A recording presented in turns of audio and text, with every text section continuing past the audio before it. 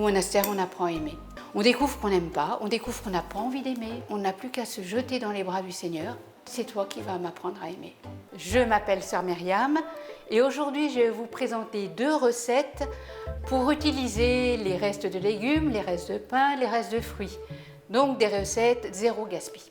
On commencera par le crumble aux légumes, au porridge et au lardon.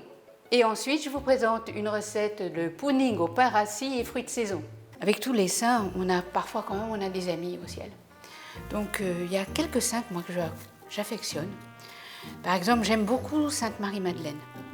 C'est une amoureuse. D'abord, elle n'a rien de parfait, si c'est une pécheresse selon certaines traditions. Elle a vécu des tas de choses pas vraiment recommandables, cette femme, mais elle aime.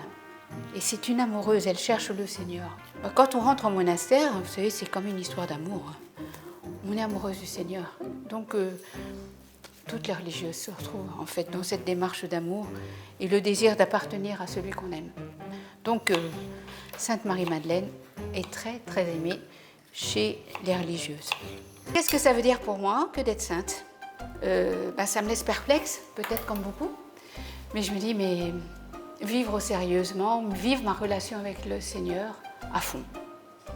Et puis apprendre à aimer. Au monastère, on apprend à aimer.